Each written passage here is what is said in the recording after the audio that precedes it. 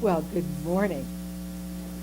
Now, I am Beverly Molander, and what Paul was saying about being host of a radio show is an author is great, but I'm also a graduate of EGHS, Eau Gallie High School. And I'm here for the reunion this weekend. The 50th reunion. I can't believe it. So when I led the grace last night for our reunion dinner, I said, EGHS, egads, we're glad and happy we're seniors. And a lot of the people that were there at the reunion, I hadn't seen since they were seniors on the other side, seniors in high school. And now we're seniors way over on the other side. So I'm really glad to be here. And I want to introduce my husband, Dave Savage, who is, we're the co-authors of the book. And I've got to tell you, you hear about people, the spouses that drag along with their spouses to the reunion, like, oh, hi, nice to meet you. Dave was there meeting and greeting and talking and taking pictures and dancing with people, and I really appreciate it. If you're looking for a spouse, look for somebody like Dave Savage. And our first year anniversary is Monday, tomorrow, May 2nd. So, all right. Well, I want to just kind of get us in the mood, although you have done such a wonderful job, Jen, of thinking about activating the power of yes. My radio show on Unity Online Radio is called Affirmative Prayer, Activating the Power of Yes. And I interview people who are making a difference in their own lives, the community, or the world. And I get to choose who's a guest on my show, and it's a blast. I've been doing it, more than 4.5 years now. So you can always listen. What I love about internet radio is that, it's on Mondays live 1 to 2. But if you forget that, or you're out to lunch and you forget, you're not at your computer, you can go to the archives and listen to any show I've done for the past 4.5 years. So the suggestion is, you're not going to be just wildly interested in every topic we've covered, but there are going to be some things that resonate with you. And as we know, the more we pay attention to our gut, the more successful our lives are, because we're bringing in what resonates with us. So that's what my suggestion would be. All right. So, and also I'm a minister, I'm an ordained minister with Centers for Spiritual Living. And the reason I'm on Unity Online Radio is because CSL is a partner with Unity in the New Thought movement. So we're kind of like-minded, and ministers of CSL can have a radio show on Unity, Unity FM, as a matter of fact. So I'm going to get into the meat of what we're talking about here. And I want to remind you, although we probably don't need too much of a reminder, that affirmative prayer is a form of prayer or metaphysical technique that is focused on a positive outcome rather than a negative situation in any of the 4 cornerstones of our life. And that could be love and relationships, abundance and money, health and mental, spiritual, emotional, physical health and well-being, and work, and creative self-expression. And a lot of people are surprised when they say, oh, creative self-expression and work are in the same category. Well, hopefully if you're working, you're feeling creative self-expression, or maybe move on to another job. Wouldn't it be nice if we all had creative self-expression in our work? So this is a reminder about to affirm is to confirm, uphold, support, or acknowledge something. So that's what affirmative prayer is. Now, you've heard of the law of attraction, where you bring things into your life that are attractive to you those things are attracted to you and you attract those kinds of things.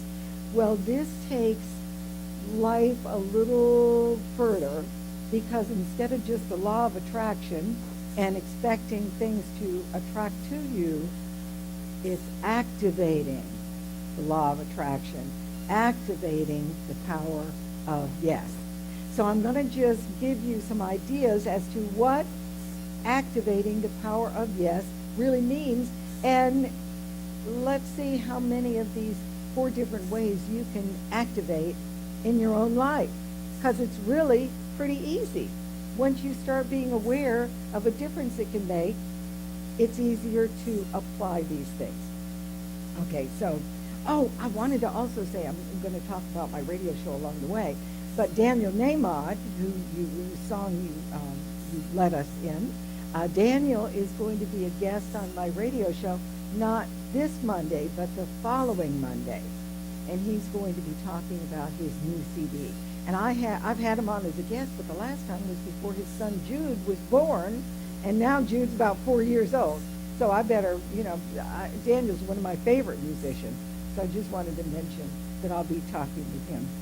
And so I also had a guest, Greg Lavoie, who is an author of many books, including Vital Signs. And I talked with him about discovering and sustaining your passion. All right. And one of the things that really struck out, because he's all about yes. So think of yes as a muscle, okay? And the more we use our muscle, the stronger it gets. So we have this core of a muscle, and the more we say yes, yes, yes, in a firm life, that yes gets stronger and everything starts to resonate with us. So he said that, now I'm going to see if you get the joke here, okay? All right. Okay. He didn't say this, but I found this and I thought it was cool. Okay. It takes 4 muscles to smile, and that's what happens more when you say yes. It takes 20 to frown, and it takes roughly 317 to appear amused. Okay, so you just lost about maybe a half a pound when you tried to appear amused when I said that. Okay, so when we activate the power of yes, we're saying yes, we're having to smile, we're having to relax more. You just don't say it that easily. And so you start smiling, and your smile sends a signal to the brain. And we've heard of these different kinds of chemical reactions that the brain has whenever we feel certain emotions, like there's oxytocin, dopamine, serotonin, and endorphins. And so whenever we feel emotions, they either flood our brains with feelings of well-being, or if we feel a negative emotion or lose those emotions, we can feel a crash, like, ugh, it's not a good feeling. Okay, so when we smile, we have more of an opportunity to create those chemicals that send well-being to our brain, and we feel more a sense of well-being, and we're able to go out into the world and act that way. So that's what's happening when you say yes more often. So that's the first one. Very simple. You say yes more than you say no. Okay. The second one is, I think, tricky. Okay. But Tara Brach is kind of a leader in Western Buddhism, combining Eastern thought and Western thought and action together. And she's very well known in meditation circles. She's been all over. But she was writing about when she was at an ashram at a meditation retreat. And it was like she was so irritated. Now think about, a leader of meditation. Just really, you're getting on my last nerve. Okay, number one, the teachers were yakking too much. she had a sinus infection, and they were enclosed in a room, and it seemed like every other meditator was going like, and sneezing right in her face. Plus, she's sitting there, and you're supposed to be still, and her leg is sore. So it's like everything was working really well except her in this meditation. So she started to realize, wait a minute, maybe there's a better way of looking at how to go through this meditation. Instead of resisting everything that was going on around her and in her body, she started trying this out. She started whispering. Like she's in silence, and it's like she hears a sneeze. The teachers give more instructions. Her nose starts to stop up with the sinuses, and she says yes. And the pain in her leg starts to throb, and she says yes. Well, it was kind of fakey in the beginning because she wasn't really feeling like yes. But the more she got into this, it went from a whisper to something that was louder in her mind, and she started seeing how yes connects everything, and it moved her beyond where she was. And so her suggestion is when you're feeling really aggravated, that there's a possibility of activating the power of yes and going with the flow. So that's number 2. How can you go with the flow when something's happening and just keep going? Okay. And Tara says, we bring alive the spirit of radical acceptance when instead of resisting emotional pain, like, oh, we are able to say yes to our experience. The instant we agree to feel fear and agitation, we are holding our life on an unconditionally friendly and less judgmental heart. Isn't that cool? I shouldn't feel that way. I should love my teachers. I should love the other meditators. I'm doing something wrong. I have a pain in my leg. No, because that's blame, judgment, and all of that. Going with the flow is a way to look at it. So the next time you're in bumper-to-bumper traffic, going on the causeway out to Canova Beach or in the Atlantic Beach or something like that, just sit there and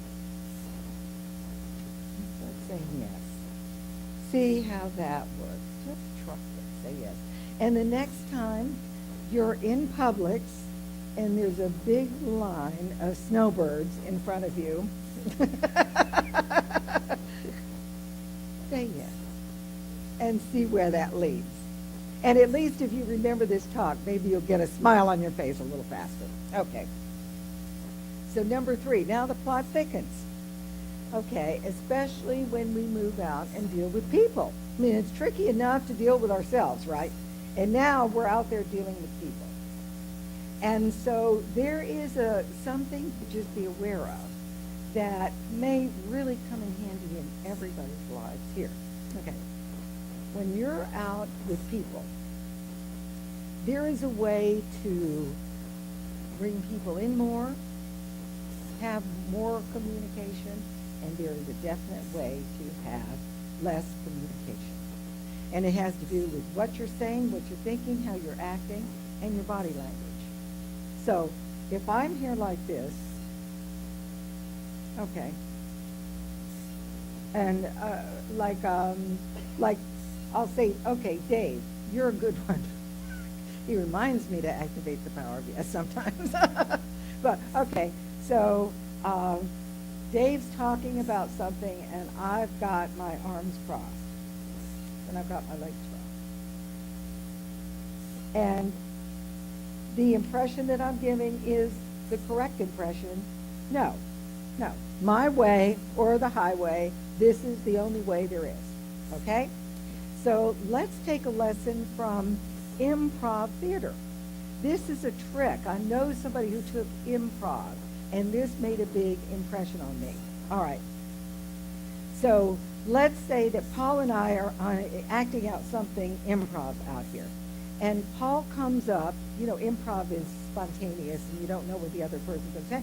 So Paul says, oh no, the building burned down and there was a fire and everything there's nothing left. And I'm next. So what do I say about that? Like, oh gee, I'm sorry. Okay, so what the improv person does is there's a tool, trick that you use. You say, yes, and yes, I acknowledge you. Yes, the building burned down. It's burned to a crisp. Yes, and we'll have to get the neighbors together and see what we can do about it. Yes, and maybe that we have another building we can move into for a while. Yes, and so whenever you're in a situation where you are feeling negative or don't know what to say next, try that tool by saying yes and see where it leads. Because and, if you have and here, it automatically has this dotted line connection. And what comes next after that? So there's always room for next when you're talking about next and. So, all right. So let's see if this works. I'm going to give you a couple examples. All right. Okay. The teenage girl says, Dad, I'd like you to meet my new friend. He's the night manager at Tattoos Rule. So guess what Dad wants to do? My way or the highway, okay? So Dad says, oh, yes, and I would like to learn more about you and why my daughter thinks you're so special. So maybe there's a chance of that dotted line connection. Okay. Then there is a friend, they take exercise classes together, and she says, Emma, come over to my house for coffee and dessert after exercise class. And so Emma says, yes, and I'll bring a fruit plate to share. So do you see what I mean? Maybe yes and can open up a part of possibility that doesn't negate anybody, but it moves the case forward. Okay, now here is my favorite way of activating the power of yes. And you may be thinking, well, yeah, say yes more is great. But how about this? Activating the power of yes sometimes means saying no. Because when you say no to something, that opens up another door of yes. It doesn't mean we have to put up with whatever's going on in our lives. That's not life. That's putting up with. That's being a doormat. That's being a victim, whatever. So there are some things that just require N-O. And I have had guests on my radio show that exemplify that so much. So just for instance, 1 Billion Rising is an organization that is it's all over the world, and it's all about uplifting women from where they are to where they can be. And you know that that's very, very difficult in many countries. That's not very possible.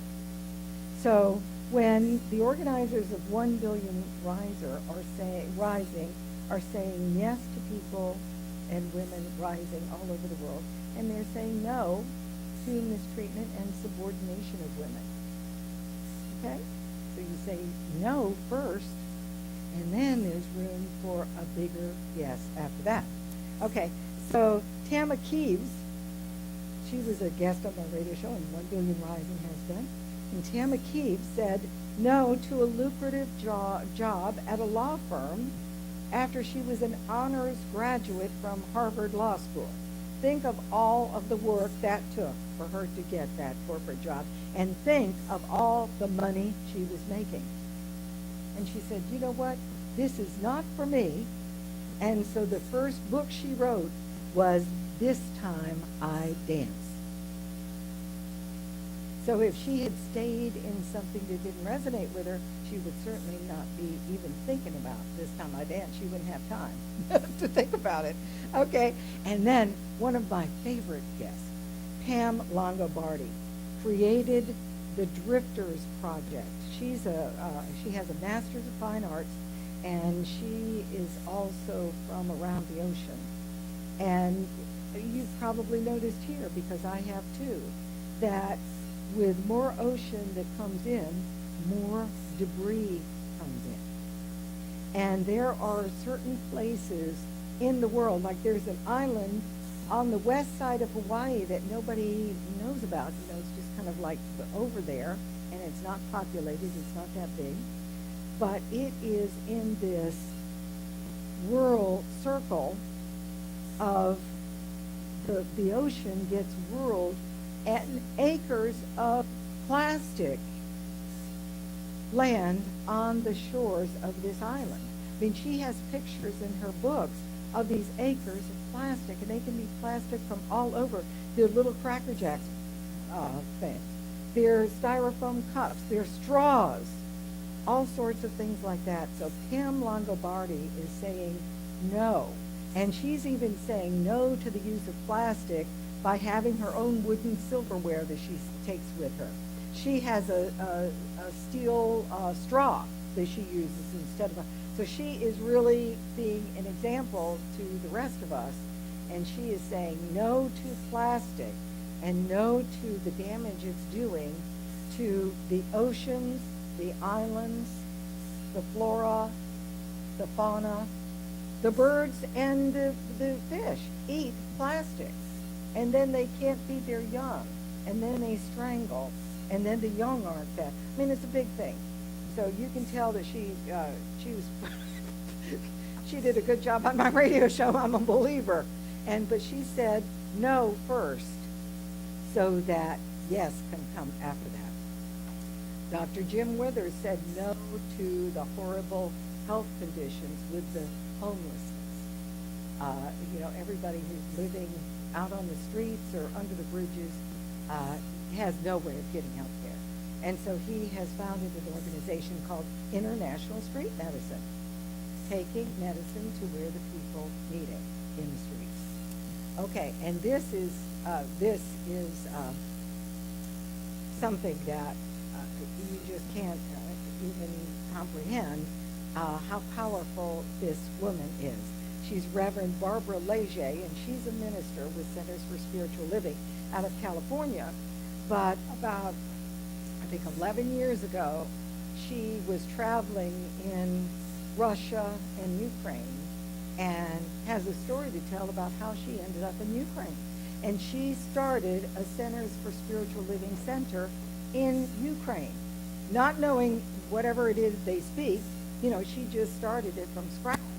And so there's a lot to overcome when you're doing something like that, because number one, even to say, all right, we're going to have a meeting place here. Everybody, if you could, just contribute an extra chair that you have from home. Well, the Ukrainians have been mowed over and plowed over for so many centuries. They're just in the chain where they never have control of themselves. Somebody else comes in and takes over. And people would rather bury a chair in the backyard than give a chair away, because they don't know when the next chair will be there. So that was the mentality she started with, and things have really opened up with people seeing possibility. And then Russia happened, and Putin came into Ukraine. So I talked to Barbara Leger after this happened. And so we had a radio show where Barbara Leger Skyped in from California. 8 of her practitioners in Ukraine Skyped in with a translator. Now this is radio, so you can't see them, but I can. So there are 8 practitioners there with a translator, and then one of her practitioners was in Israel, and so she was on the call as well. And what Barbara Leger, I've got to quote this exactly. She said, "War has pushed us to peace now." Think of that. War has pushed us to peace now. We must have it. We can't have war. They were seeing the devastation that was done. And you know what she said? She had a center in one part of Ukraine and another one in the Crimea that they had started. And of course, Russia took over the Crimea part, so they were separated. They had no way of communicating. And Barbara Leger says, maybe this is our opportunity to translate our teaching into Russian. That's what saying no to one situation is, and creating a situation to activate the power of yes. So, we got some different ways of doing this. We can activate the power of yes by saying yes more often than no, by saying yes and going with the flow, whatever's happening. Then we can say yes by looking to find consensus and a way to communicate with others. And we can say yes by saying no. So the next time you want to say no to something, try this. Say no to a money situation that just keeps nagging you. Probably when I mention that, 3/4 of us have a little quirk that came to our shoulder. Oh, a money situation that keeps nagging me? Oh, that one. Okay. So let's say yes to maybe finding a solution. Okay? How about no to a health habit that keeps making your body worse?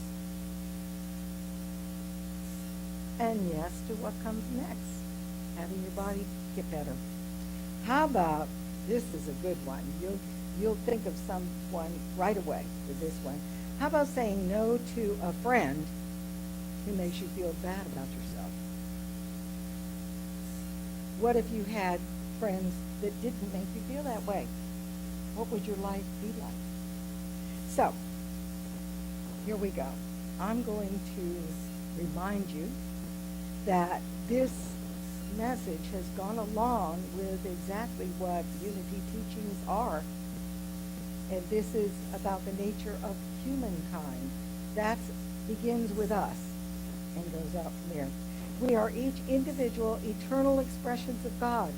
Our essential nature is divine and therefore inherently good. Our purpose is to express our divine potential as realized and demonstrated by Jesus and other master teachers. The more we awaken to our divine nature, the more fully God expresses in and through our lives. So here's a good way to express in and through our lives with this affirmation. It feels good to activate the power of yes. I feel the momentum building. I see opportunities as they come my way. I attract others who are saying yes to their own lives. My mind is clear. My heart is open. My smile is wide. I say yes to life and it responds to me. Sometimes activating the power of yes means I say no to what is no longer serving me. I choose to focus on activating what serves my life right now. I affirm that I can activate the power of yes any moment of any day. Life is easier and more fun